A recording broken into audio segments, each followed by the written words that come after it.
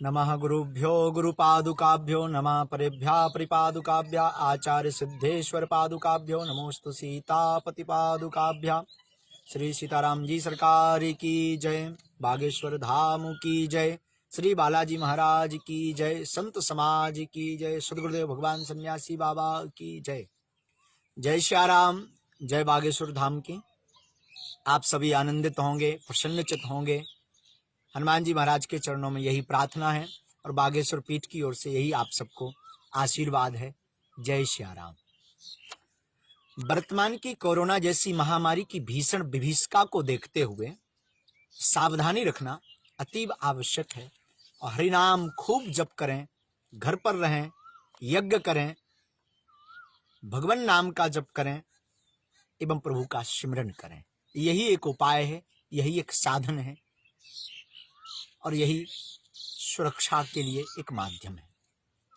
वर्तमान की कोरोना की भीषण विभीषिका को देखते हुए कई लोगों के मन में मनोभाव में यह प्रश्न निश्चित तौर पर प्रकट हुआ है कि कोरोना जैसी महामारी क्यों आई है, यह महामारी क्या है। कई लोगों के मन में यह भाव है कोरोना जैसी महामारी को देखते हुए। अपितु बागेश्वर बालाजी की फिर जैसी इच्छा, हमारे मनोभाव अनुसार यह कोरोना जैसी महामारी प्राकृतिक प्रकोप है, साथ ही मानवों की गलतियों का दुष्प्रभाव है। यह कोरोना महामारी का जो स्वरूप है वर्तमान में भयंकर मंजर है, विकराल है, बहुत विचित्र है। इस महामारी में वही बच पा रहे हैं जिन राखा रघुवीर, जिन्हें राम जी, जिन्हें श्री सीताराम जी सरकार बागेश्वर बालाजी महाराज अपनी करुण कृपा करके सुरक्षित किए हैं, वही बचे हैं जिन पर गुरु कृपा है, भगवत कृपा है। यह महामारी, कोरोना जैसी महामारी एक प्राकृतिक आपदा है, यह मानवीय गलतियों का अभिशाप है। और हमारी दृष्टि से कोई हमसे पूछे यह क्या है, तो हमारी दृष्टि से यह गौ माता का अभिश्राप है, यह भ्रूण हत्या का दुष्परिणाम है, यह वृक्षों का जघन्य रूप से काटना, उन्हें जलाना और वृक्षों को काटना उसी का परिणाम है। यह कोरोना महामारी नृशंस जीवों की हत्या का दुष्परिणाम है।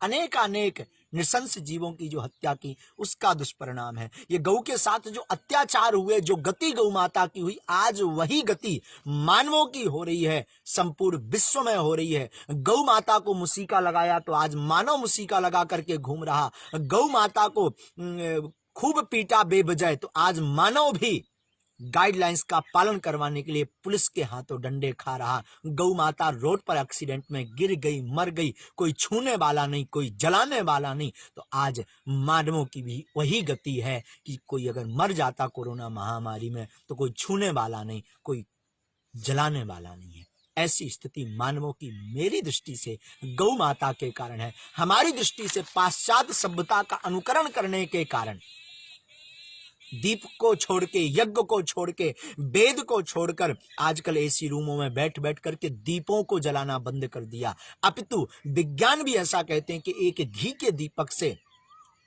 ऑक्सीजन प्रकट होती है। ऑक्सीजन की कमी का मूल कारण है हम वेदों से भाग गए, सनातनीय संस्कृति से भाग गए और पाश्चात्य सभ्यता को अपनाया। हमने वृक्षों की नृशंस कटाई की, उसका दुष्परिणाम कोरोना जैसी महामारी।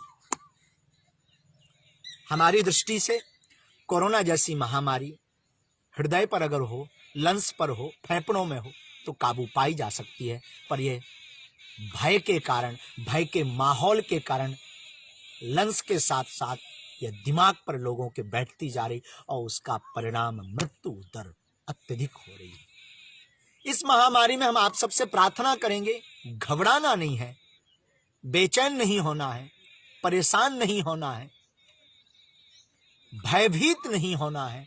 कोरोना महामारी है तो अपने ऊपर भगवत की करुणा भी तो है, बालाजी की करुणा भी तो है, बागेश्वर धाम की करुणा भी तो है, गुरु करुणा भी तो है, इष्ट करुणा भी तो है। हमारी दृष्टि से आपको घबराना नहीं है, आपको अपने आप को मजबूत करना है, प्रतिदिन नाम जप करना है, निष्ठा रखनी है। हमारे साथ हमारा परमात्मा, हमारे इष्ट, हमारे गुरु है, तो हमें घबराने की आवश्यकता नहीं।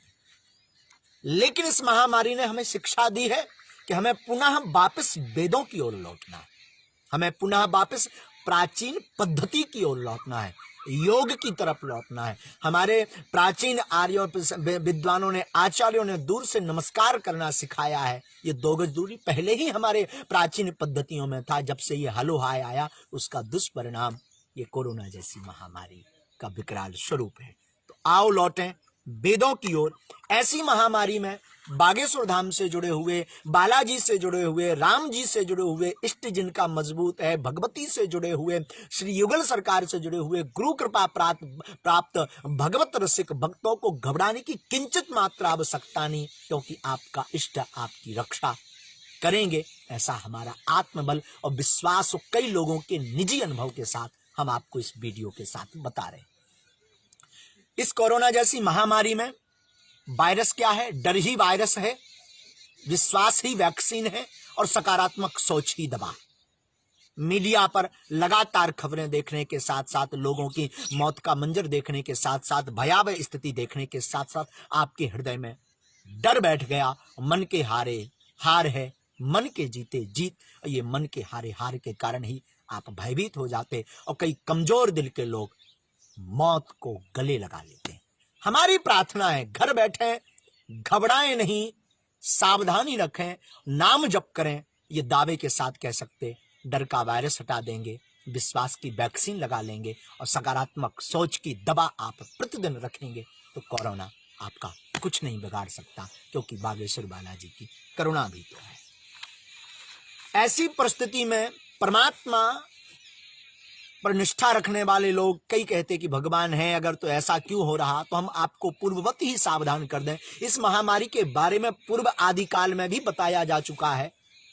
वीडियो पूरा जरूर देखें ताकि आपको समझ आए महामारी क्या है, और इसके बारे में पहले भी बड़े बड़े महापुरुष बता चुके हैं और बड़े बड़े महापुरुषों ने आगाज किया, सावधान किया, और हम उसको भूलकर लगे पाश्चात्य सभ्यता की ओर, लगे अपने मन के अनुसार कार्य करने को। उसका दुष्परिणाम संपूर्ण जीव, संपूर्ण मानव भोग रहा है। कृपा करके अब सावधान हो जाएं, आओ लौटें वेदों की ओर। इस पर कई लोग प्रश्न करेंगे कि कब किसने क्या कहा। तो पहले जानते हैं कोरोना महामारी आई क्यों। आई का कारण हम आपको बता चुके हैं। वृक्षों की कटाई के कारण, अंधाधुंध कटाई के कारण, नृशंस जीवों की हत्या के कारण, भ्रूण हत्या के कारण मानव अपना धर्म भूल गया, अपनी प्रभुता भूल गया और खुद खुदा बन बैठा।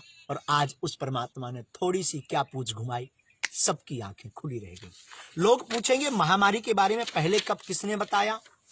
तो हम आपको बताएं, सूरदास का एक पद है जिसमें सूरदास बाबा पूर्ववत ही लिख गए, रे मन धीरज क्यों ना धरे, रे मन धीरज क्यों ना धरे, संबत 2000 के ऊपर ऐसो योग परे, पूरब पश्चिम उत्तर दक्षिण चहुदिस काल परे, अकाल मृत्यु जगमाही व्यापे, प्रजा बहुत मरे, सहस बरस लगी सतयुग व्यापे, सुख की दशा फिरे, स्वर्ण फूल बन पृथ्वी फूले, धर्म की बेल बढ़े, काल ब्याल से वही बचेगा जो हंस का ध्यान धरे, सूरदास हरि की यह लीला, टारे नहीं टरे, रे मन धीरज क्यों न धरे।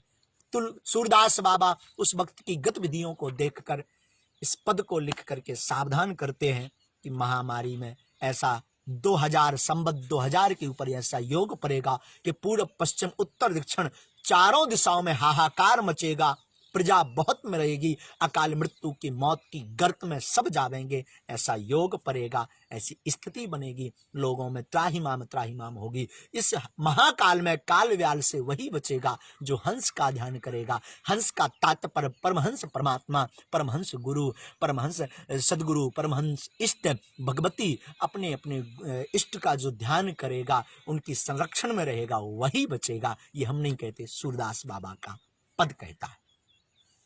महामारी, कोरोना जैसी महामारी महाकाली का ही रूप है। अध्यात्म दृष्टि से हम आपको सिद्ध करके बताते हैं। आप दुर्गा सप्तशती का 12वां अध्याय उठाइए। दुर्गा सप्तशती के 12वें अध्याय का 37वां एवं 38वां श्लोक पढ़िए। 37वें श्लोक की दूसरी पंक्ति में जब प्रारंभ करते तो लिखा है, व्याप्तम तयेत सकलम ब्रह्मांडम मनुजेश्वरा महाकाल्या महाकाले महामारी स्वरूपया। माफ कीजिए, 38वें श्लोक की यह पंक्ति कहती है व्याप्तम तयेत सकलम ब्रह्मांडम मनुजेश्वरा महाकाल्या महाकाले महामारी स्वरूपया।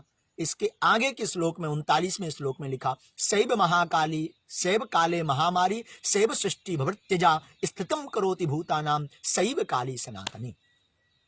38वें और 39वें श्लोक में स्पष्ट रूप से दुर्गा सप्तशती के बारे में अध्याय में लिखा हुआ है, हे राजन, महाप्रलय के समय में महामारी का स्वरूप धारण करने वाली में महाकाली ही इस समस्त ब्रह्मांड में व्याप्त हैं और वे ही समय समय पर महामारी होती हैं और वे ही स्वयं अजन्मा होती हुई भी सृष्टि के रूप में प्रकट होती हैं। वे सनातनी देवी ही समयानुसार संपूर्ण भूतों की रक्षा भी करती हैं। महाकाली ही महामारी का रूप धारण करके आती हैं। तो ये महाकाली महामारी का रूप धारण करके आई और ये यही सबकी रक्षा करती हैं और महामारी के प्रकोप से बचना है, इनके भयंकर क्रोध रूप से बचना है। तो जब जब देवी क्रुद्ध रूप में होती हैं तब तक केवल महादेव बचा पाते हैं। तो ओम नमः शिवाय मंत्र का जप करें, दुर्गा सप्तशती का पाठ करें, हनुमान चालीसा का पाठ करें, गुरु मंत्र का जप करें, नित्य घर पर हवन करें, योग करें, सकारात्मक सोचें। तो हमें लगता है आपको महामारी स्पर्श अगर कर भी लेगी तो वो काल व्याल के मुख में आप नहीं जा पाएंगे। ये हमारी निष्ठा, हमारा विश्वास और बागेश्वर बालाजी के चरणों में यह हमारी प्रार्थना भी है। रामचरितमानस के पाठकों के लिए एक चौपाई है। इस पाठ के करने से, चौपाई के हवन करने से सकारात्मक विचार, औषधि, योग एवं शुद्ध आहार व्यवहार व सावधानी रखने से आपको महामारी स्पर्श नहीं करेगी और हो भी जाएगी तो इस पाठ के करने से, नाम जप करने से, औषधि लेने से आप इस महामारी से उबल भी पाएंगे। अगर कोई ग्रसित है तो उनके लिए मैं प्रार्थना करूं, इस चौपाई का लेटे लेटे आप घर बैठे बैठे जाप करें। रामचरितमानस की चौपाई है, दीन दयाल विरधु संभारी हरहु नाथ मम संकट भारी। पुनः सुने, दीन दयाल विरधु संभारी हरहु नाथ मम संकट भारी। भगवान दीन दयाल से प्रार्थना करें, प्रभु इस भारी संकट का हरण करें, हमारे संकट को दूर करें, इस महामारी से हमें बचाएं। इस चौपाई का जो प्रतिदिन 108 बार पाठ करके दशांश हवन करेगा उसे महामारी से भगवान श्री राम जी सरकार बचाए रखेंगे और जो ग्रसित हैं उन्हें निकाल देंगे। ऐसी हमारी रामचरित पीठ की ओर, पूज्य पाद प्रकाश मुनि गोस्वामी तुलसीदास जी की ओर और हनुमान जी के चरणों में हमारी निष्ठा और श्रद्धा है। निश्चित तौर पर आप भी इस निष्ठा और श्रद्धा को जगाएं तो महामारी आपका कुछ नहीं बिगाड़ पाएगी। तीसरी बात, लोग, मानव विकास करते करते इतना पागल हो गया कि अपने आप को ही परमात्मा